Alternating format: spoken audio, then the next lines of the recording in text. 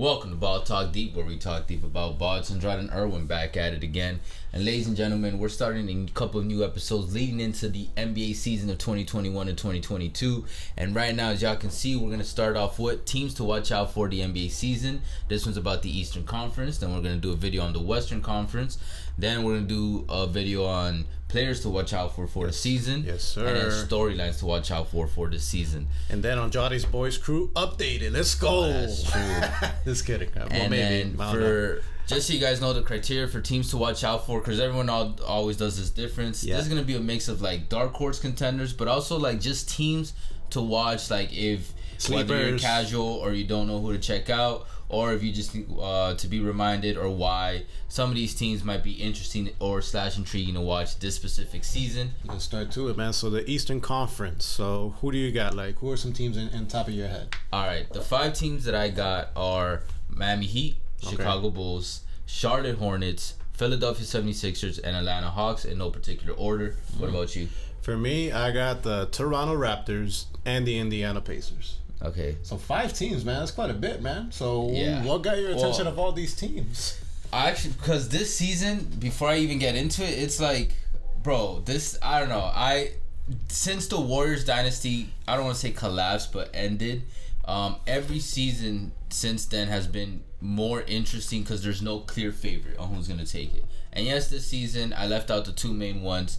Obviously, the Brooklyn Nets and Milwaukee Bucks are ones to watch out for, but Bucks, not as exciting. Yes, they're the back-to-back champions. And Nets, that's just the obvious one. They don't want to go into detail, but obviously Nets are one to watch out for because of that star trio. There's the Kyrie drama. Maybe Kyrie goes. I don't think so. I got to get vaccinated, bro. Of course, you want to see KD, Harden, and Kyrie ball out. So that's going to be an exciting team to watch. Of course. And actually, one addition that I really like from them this season is Patty Mills. And I think that's going to take them a long way. Come from the Spurs, man. Exactly. Something good to have in your second unit. But, all right, to start it off, let's go with Miami Heat. Okay. Why the Heat? I mean, I think it's pretty obvious. No, man. Some people are sleeping on the man. Yeah, actually, literally a year ago, we're recording this episode. We're literally a year ago when they were in the finals. They lost to the Lakers. Yeah. A year ago, we ended the 2019 to 2020 season. Crazy. Which is crazy. 2 seasons in 1 year, man. For real. It feels exhausting, man. It feels like I aged like 5 years. Yeah, it feels actually like dated, like 2-3 years ago already. Yeah. And now we're literally going into a 3rd season. But all right, the Heat is one. The players have finally got some legitimate rest after a very short off season, followed by a very condensed season. Yeah. So it'll be the finals Heat team along with new additions, fully well rested. So it's gonna be different. Yep. And then obviously this offseason, they made necessary adjustments by adding Kyle Lowry and PJ Tucker. There's also Max Strus. There's a couple of other players that are going to be interesting to watch. Tyler Hero jacked up. Yeah, Tyler Hero jacked up. Duncan Robinson off a new contract. He's been working on his D.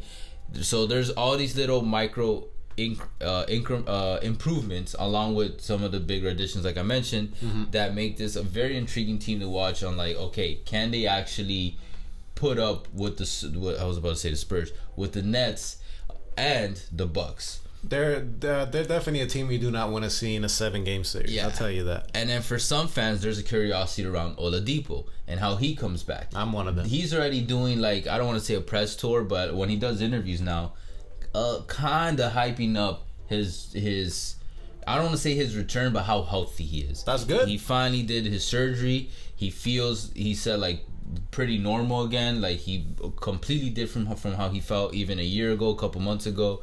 So that's and then overall there's just now this new high interest on, like, okay, what is this team that the Heat are bringing? Because just a year ago they were in the finals, then they got swept in the first round, and now it's like, okay, are you guys gonna keep that momentum coming from the finals, or is that momentum from that fat ass L gonna continue? Definitely, so man. Gotcha, man. Team I want to bring up is it seems like forever but little do they know, the team I'm talking about is the Toronto Raptors. They won a championship. very recently in 2019. Yes.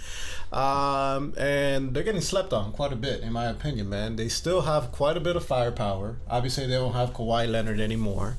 Like, think about it. Firepower I'm talking about is Van Fleet, OG Anunoby, Siakam, Gary Trent Jr., and a former boy of mine, Goran Dragic.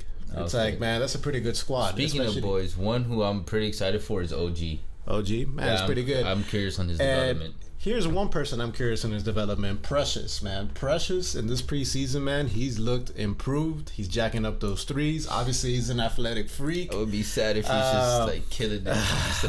Maybe he should have kept him. I'll be kind of sad as well if that happens. Sad and happy, whatever. We got Kyle Lowry, so it's like you got to give up something to get something. You feel me? And their number 4 pick that they got, which they shocked quite a bit of people at picking up so high at number 4, Scotty Barnes. He actually looks pretty good. Granted, only in the preseason, but the Raptors, I think in the rankings, they're only like 23rd, 24th. Mm-hmm. I think they're going to surprise a couple of people. They're underperforming from last season. I think a lot of people are still holding on to that, which I understand. Mm-hmm. That's why I didn't put them on my list. But at least one thing I do want to watch out for them is Pascal Siakam's development. Like, is he going to continue this downward, or not continuously go down, but stay at that bottom tier performance level that he was last year, or is he going to come back and have a little bounce back, kind of like Tyler Hero's intrigue with the Heat? I think he'll come back, and I think this year we're gonna see how good of a coach Nick Nurse really is. Because I believe he's a good coach. Because he's a good coach. Not a great coach. I think that's a label that people give way too easily. Yes, he won a championship, but not any coach does that. But we'll see this year when the circumstances, of how they are right now. But what's another team that you wanna? All right, I got the Chicago Bulls. If you guys haven't seen, here's a video on why I called this the most exciting Chicago Bulls trio since the Jordan, Pippen, Rodman era, and that's why a big reason why I've got him on this list. Like that, huh? Yeah, and even already some of the preseason highlights. Like, bro, you got Lonzo Ball, Zach LaVine, and DeMar DeRozan. You throw in Nikola Vucevic, Alex Caruso. Low key, they can actually be a dark horse in the playoffs, and not just making it into the playoffs, which I think that's going to happen with them. It's a make it or break it to them, man, because those Zach LaVine rumors are just gonna get louder and louder. But I think that once they make it into the playoffs, I think they can surprise a couple of teams, especially this Eastern Conference, because there's no clear favorites in the East besides the Bucks and the Nets. And then we don't know what kind of Bucks team we're going to get. Maybe they have championship fatigue. I don't think so. Nah. But you just don't know. And then the Nets, that's why they're not a clear favorite in my opinion. Like, yes, do they have the talent? Obviously. But there's a lot of potential turmoil that can arise within that team and organization that could possibly implode. And also injuries is a thing. So yeah, and then the Kyrie, like, whether he plays or not, cool. If he doesn't play, obviously they got enough the 2 stars, but the drama might cause them a lot, and that's where a team like the Bulls or the Heat can actually become true dark horse contenders. In like Heat, not as much dark horse, but actual contenders in like, hey, navigate. We saw how far the Hawks pushed it last season, and they might do it. And then the Bulls also have young stars like Patrick Williams and Kobe White. And along with the vets that they have, it makes this Chicago's Bulls team, present and future, like fairly exciting for me, and I think for a lot of people. And they're putting on a show. Like, you've seen some of the preseason highlights. We'll see, man. One thing is the preseason, but you got of course. But I honestly, and I said most exciting trio. I think that's a given since the Bulls era. I mean, since the Jordan era. But for me, even possibly, I think this Bulls team can be more hyped and exciting than the Rose era. Because when I think of the Rose era now, like, yes, there were a couple other players, but it was really Derrick Rose and Co. You know what I mean? This is like Zach, DeMar, and Lonzo. It's a true trio. It's not just Zach and Co. Because there's no clear superstar on this trio. Yeah, it's a bunch of B stars. We got 3. Yeah. Ooh, I say A-. Well, B. Lonzo's a B. DeMar and Zach, they can be A-. I say B. They're all B's. Lonzo is like maybe a C. B minus.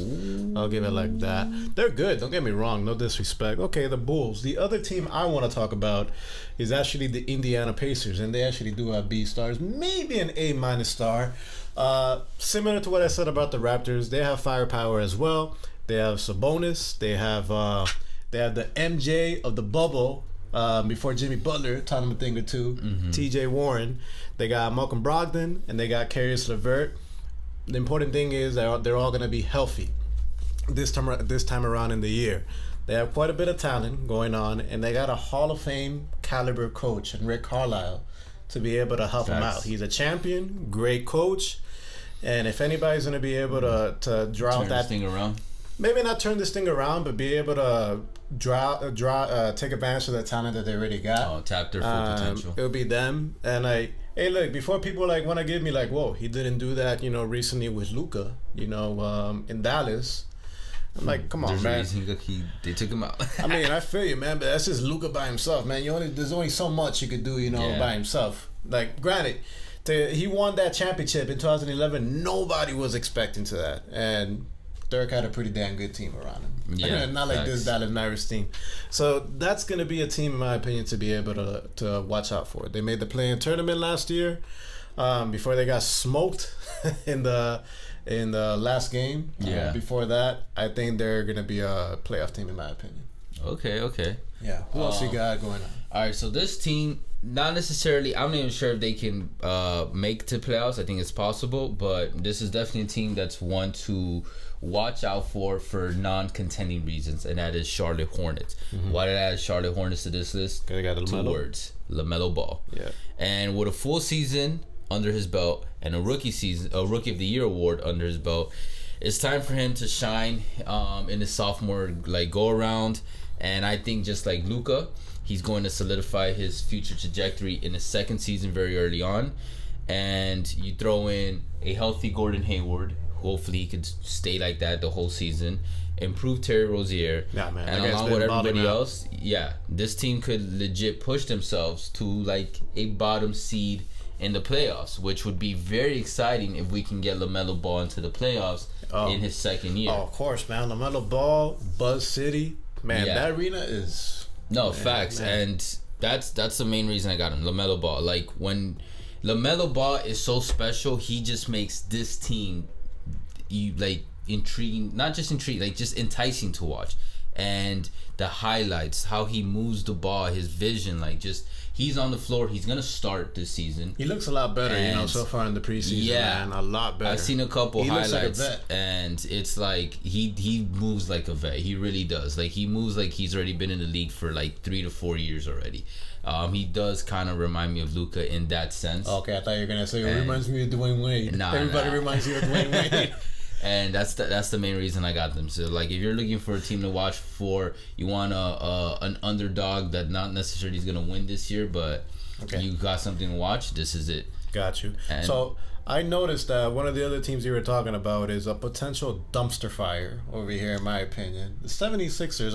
I'm assuming over here, maybe I'm not going to assume, I'll presume, because if you assume, you make an ass out of yourself, that it's because, the shit's going to hit the fan. That's exactly why. So this Sixers team, I got them, and they're one to watch for all the wrong reasons. It's the drama, the turmoil, and the possible implosion.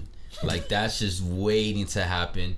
And it's more than just the Ben Simmons thing. The will he stay or will he go game with Ben Simmons is already getting old. But it's still something to watch because it's going to have an effect on the team. You know what I mean?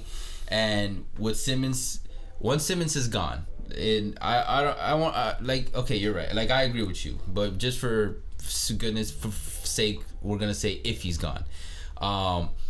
It'll be interesting. It'll still be one to watch because it's going to be very interesting to see how Embiid can lead the franchise by himself. He can. And not with a co-star by his side. And you say he can, but we don't know. So that's going to be something that's going to be, the pressure's going to be on, and everybody's going to be, glued to the TV to see okay, Embiid can. Let's see if he does it. And then who knows what players they get, They're still a pretty good team even without Ben Simmons, man. They got Embiid, They got Maxey. They got Tybull. They got Tobias Harris. They got Danny Green. They have a good coach in Doc Rivers. Just say, man, you gotta get Curry as well. You know, Curry, the better shooter. The better shooter. I add Curry to the list of reasons to watch because I think Steph Curry is going to have I'm gonna have him on my players to watch. I think he's gonna come off with a vast improvement this year, actually. Mm-hmm. And in the end, it's gonna be intriguing to see how the direction they go after this year is going to solidify what direction Joel Embiid will go in by the end of the season. Whether he'll stay or if he leaves Philadelphia finally. Will he stay? Will he go? Yeah. And that'll suck. They lose both of the big stars back to back. That'll really tank the franchise. Yeah, for real. And lastly, I got the Atlanta Hawks because I think we're all curious to see, was last year a lucky run where everything clicked, or are they a serious team to watch out for the next few years? I think they are a serious team to watch out for, but I think... I'm surprised you're saying that because you were sleeping on the Hawks heavily. But I think they're going to take a step back, but not because, they got him worse. I can see that. But there's a lot of other teams that got better. Yeah. And you also got Trae Young, who I believe is only going to get better, but he's, like LaMelo, a star to watch. When he's on the floor, he just makes everything that much more exciting, that much more better. There's always going to have that Luka Trae comparison storyline following him for the whole career. Super fair that's going to be around him. Then there's John Collins, Cam Reddish, and DeAndre Hunter. They can make this core potentially special, not just good, but special. Bogdanovic. I'm actually very curious to see how John Collins develops specifically. We already seen that nasty ass highlight that he posted during the preseason. You know what I'm talking about? He caught the ball pretty high up there. Let's be honest. And lastly, I'm very curious to see how last year's experience in the playoff run rubs off on all these young players. Like, do they come back with like this new layer of like veteran experience, quote unquote, added to their ball play, or it's just a little improved? You know what I mean? We'll see. I think they'll be fine on that end. It's more credit to Coach Nate McMillan. He's a veteran coach. Yeah, been coaching for quite a while. I think probably one of the more underrated coaches in the NBA. Absolutely, and I think he'll be able to lead them the right way. Now, are they going to make it back to the Eastern Conference Finals? We'll see. That'll be, yeah. But yeah, it's funny because it's like, in the ways the Sixers are kind of out of that favorite talk.